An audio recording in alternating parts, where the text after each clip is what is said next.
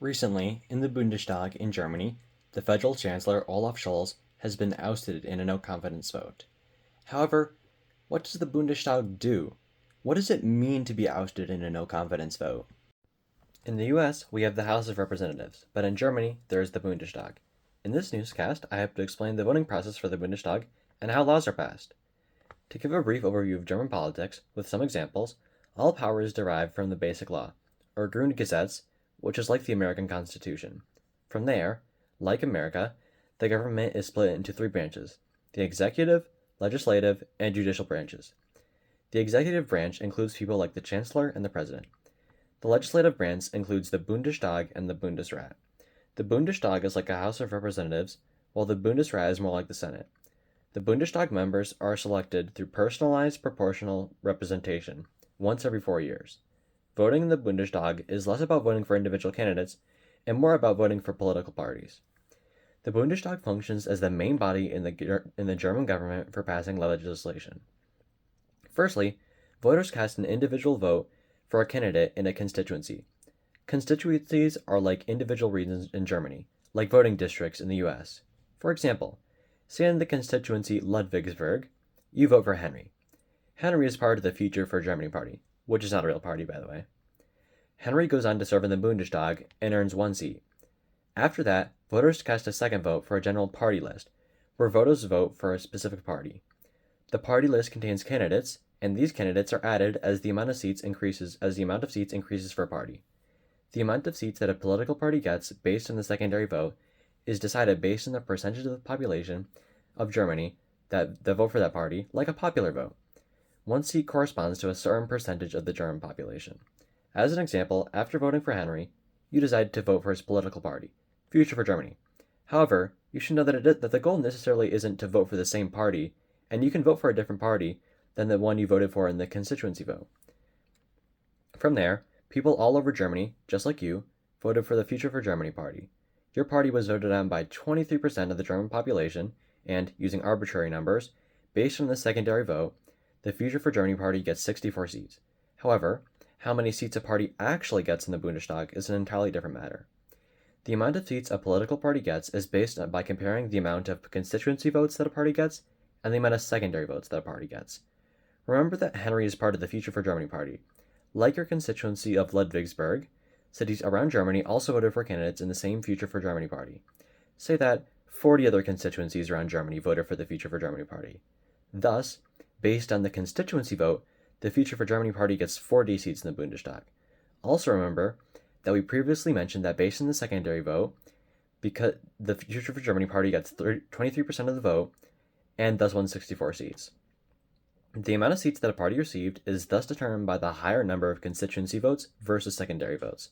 Because the party won 64 secondary votes, they get 64 seats in the Bundestag versus 40. Out of the 64 seats, 40 are already filled because 40 candidates got into the constituency votes. Basically, the candidates within the constituency votes are guaranteed the seat, and because there are 298 constituencies in Germany, there is a guaranteed 298 seats for candidates of the constituency votes. The 24 seats that remain for the Future of Germany party are thus filled by selecting members from the party list. On the party list, candidates at the top of the list are the most likely to be chosen, and thus the best players are put here. So in summary, you vote for Henry of the Future for Germany party in your constituency. Then, you cast your second vote for the Future of Germany party. People all across Germany happen to vote for candidates who are also in the Future for Germany party, and the total number of candidates in the Future for Germany party that were voted on in the constituency vote totaled to 40. In the secondary vote, the Future for Germany party got 23% of the vote of the entire German population. This gets them 64 seats. Henry is already in the Bundestag, as are the 39 other candidates who were guaranteed a seat as they won the constituency. Because there are 24 other seats for the Future of Germany party, 24 members of the political party are selected to fill those seats. In some cases, a party cannot make the Bundestag at all, as 2 requirements need to be met in order to gain representation in the Bundestag. Firstly, a party must have received at least 5% of the vote. If they have not received at least 5% of the vote, then they must have at least 3 constituency votes. If neither of these requirements are met, then the party does not get in the Bundestag at all. Because German population is growing, the amount of seats in the Bundestag increases as time goes on. because the amount of second votes increase. The reason for this is that, rather than changing the amount of population that a vote counts for, simply more seats are added, and the amount of population that counts for a single vote stays the same, which is in contrast to how we do it in the US, where we adjust the amount of population that a single vote counts for in order to keep the amount of seats in the House of Representatives the same. Currently, as of the previous Bundestag election, there are 733 seats in the Bundestag, which makes it the second largest lower chamber in the world. Now, we'll talk about introducing laws. Typically, the federal government introduces laws into the Bundestag, but the Bundestag, or its counterpart the Bundesrat, can introduce laws as well. But for both the Bundestag and the Bundesrat to introduce laws, they must have some kind of majority that agrees on introducing the law. In the Bundestag, at least 5% of the members must agree to bring a law in. In the Bundesrat, all 16 members must agree to introduce a law. We'll only be focusing on cases where the federal government introduces a law. In this case, a resolution to bring the law into the Bundestag is adopted, and even before the law is submitted to the Bundestag, the Bundesrat gets to review it.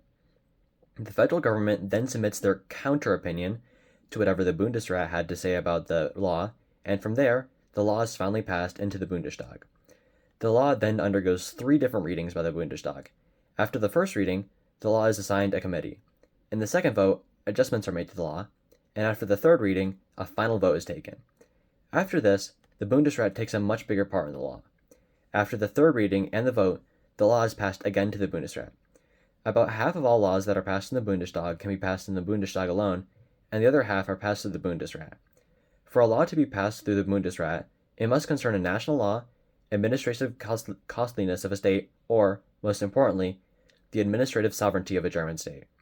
A law regarding the administrative sovereignty of a state is essentially focused on the fact that states want to gain more power and resources, and if a law is attempting to be passed that goes too far, the Bundesrat can deny it.